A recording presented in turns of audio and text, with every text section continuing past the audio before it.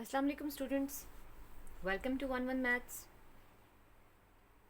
आज हम एक्सरसाइज 1.1 का क्वेश्चन नंबर 4 करेंगे। क्वेश्चन नंबर 4 में हमसे पूछा जा रहा है name the sets which has, उसका फर्स्ट पार्ट है ओनली वन सबसेट।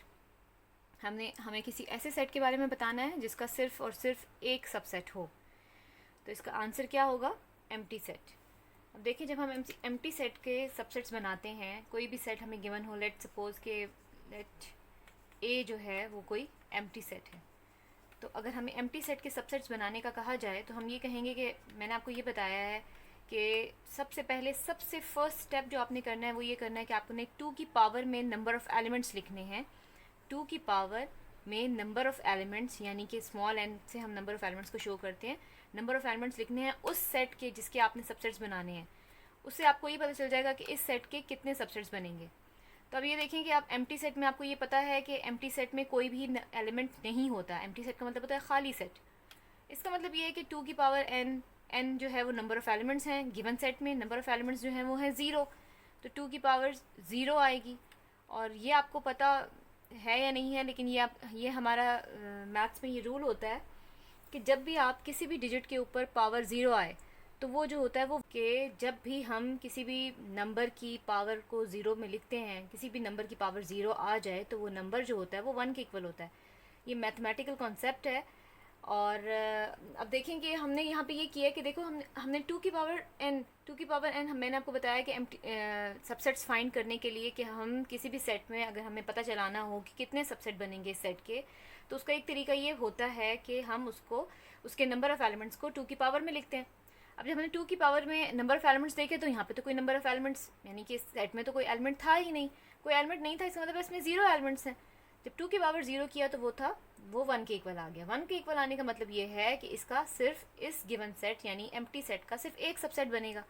एक सबसेट बनने का मतलब है कि अब हम ये सोचें कि एक सबसेट बनेगा तो वो क्या होना चाहिए। तो मैंने आपको ये बताया था कि जब भी आपको किसी भी गिवन सेट के सबसेट्स बनाने का कहा जाए तो आपने सबसे पहले वही सेट भी आप लिख सकते हैं, क्योंकि हर सेट अपना भी सबसेट होता है। Every set is the subset of its self. तो एम्प्टी सेट अपना खुद का भी सबसेट है।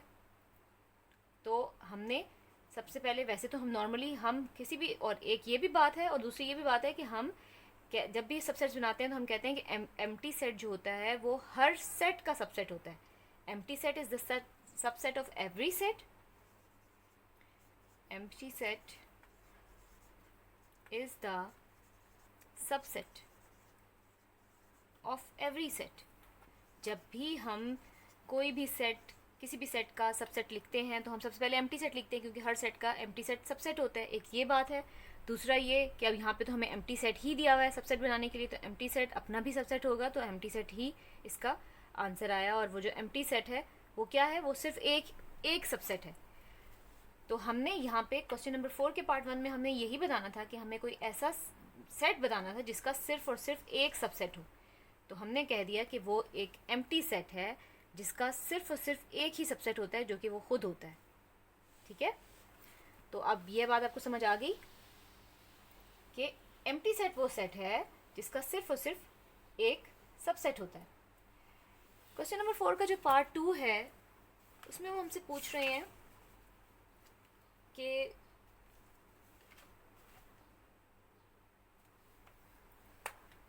कोई ऐसा सेट बताएं जिसका ओनली वन प्रॉपर सबसेट।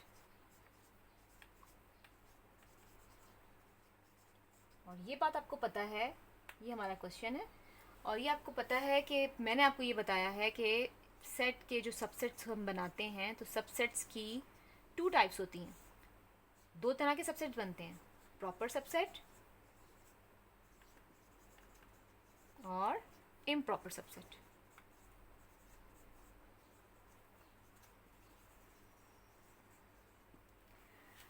अब मैं आपको बताऊं कि प्रॉपर सबसेट्स के बारे में हम पहले बात कर चुके हैं, लेकिन मैं एक दफ़ा आपको रिकॉल करवा देती हूँ कि प्रॉपर सबसेट्स क्या होते हैं और इम्प्रॉपर सबसेट क्या होते हैं। इसके लिए हम सपोज़ करते हैं कि हम कोई गिवन सेट, एक सेट हम सपोज़ करते हैं, लेट्स सपोज़ एक सेट है 1 2 3, और इसके जो हैं हम सबसे पहले मैंने आपको जो तरीका बताया है कि कोई भी सेट दिया हुआ हो और सबसेट्स बनाने के बारे में बात की जा रही हो तो आपने 2 की पावर में उसके नंबर ऑफ़ एलिमेंट्स लिखने हैं। इसमें कितने एलिमेंट्स हैं?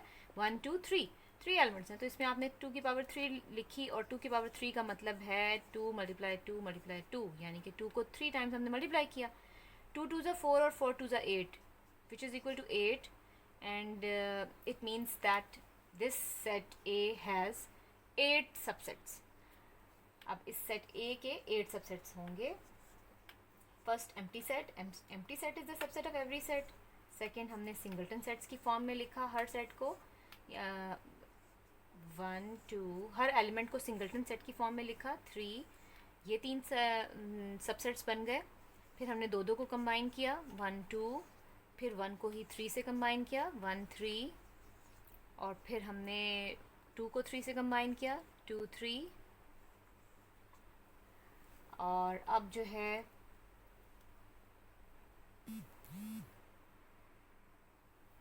और लास्ट में तीनों एलिमेंट्स को लिख दिया, 1 2 और 3, यानी कि कंप्लीट पूरा सेट। और मैंने आपको ये बताया था कि जब भी हम सबसेट्स बनाते हैं, फर्स्ट सेट जो होता है वो हमारा एम्प्टी सेट होता है, क्योंकि empty set is the subset of every set. और जो लास्ट हमारा जो सबसेट बनता है वो पूरा सेट कंप्लीट, वो खुद हम पूरा का पूरा सेट लिख देते हैं। अब देखिए अब हम काउंट करें, 1 2 3 4 5 6 7 8 सबसेट्स बन गए हैं। इसका मतलब ये हुआ कि हमने जो कि हमारे पास गिवन सेट था, ए जो सेट था, इसके 8 सबसेट्स हमने बनाने थे, हमने वो बना लिए। अब हमने ये देखना है कि इसमें कितने जो हैं वो प्रॉपर सबसेट्स हैं और कितने जो हैं वो इम्प्रॉपर सबसेट्स हैं। तो प्रॉपर सबसेट्स की मैंने आपको डेफिनेशन ये बताई थी कि प्रॉपर सबसेट्स का मतलब है कि कोई भी ऐसा सेट गिवन सेट का प्रॉपर सबसेट होगा अगर जो गिवन सेट है उसमें ज़्यादा एलिमेंट्स हैं और जो दूसरा सेट है उसमें कोई एक एलिमेंट भी कम होगा तो उसका प्रॉपर सबसेट होगा। ठीक है, कोई भी ऐसा एलिमेंट आ जाए जो कि जो गिवन सेट है उसमें ज़्यादा एलिमेंट्स हों और जो हमारा सबसेट है उसमें कम एलिमेंट्स हों। अब देखिए इसमें एक सेट ऐसा भी तो है जिसमें सारे एलिमेंट्स हैं जो कि गिवन सेट में हैं, यानी कि हर सेट अपना खुद का भी जो सबसेट होता है। तो इसका मतलब ये हुआ कि हर सेट जो है वो अपना इम्प्रॉपर सबसेट होता है। ठीक है, तो हम ये भी तो कह सकते हैं कि हर सेट अपना खुद का सबसेट होता है, हम ये कह चुके हैं, लेकिन हर सेट जो होता है वो अपना इम्प्रॉपर सबसेट होता है, ये हम कह सकते हैं। मैं चाह रही हूँ कि आप प्रॉपर और इम्प्रॉपर सबसेट्स जो होते हैं उनकी डेफिनेशन जो है वो उसको आप क्लियर करें। तो मैं ये आपको बताती हूँ कि जो इम्प्रॉपर सबसेट्स होते हैं, ठीक है, आप अपने कॉन्सेप्ट को क्लियर करें। इम्प्रॉपर सबसेट जो होता है उसका मतलब ये होता है कि वो सारे एलिमेंट्स जो कि गिवन सेट में मौजूद हों वो उस सबसेट में हों। वो सारे एलिमेंट्स जो गिवन सेट में, all those elements which are present in the given set are also present in its subset। अगर वो सारे एलिमेंट्स जो कि गिवन सेट में हैं वो उसके सबसेट में भी मौजूद हों तो वो सबसेट जो होता है उसको हम क्या कहते हैं? Improper subset. और अगर कोई ऐसा सबसेट हो जिसमें गिवन सेट के सारे एलिमेंट्स नहीं हो, कोई एक हो या फिर दो हो, तो वो कौन से उसके सबसेट्स होते हैं? वो होते हैं प्रॉपर सबसेट। ठीक है, अब ये बात आपको समझ आई है?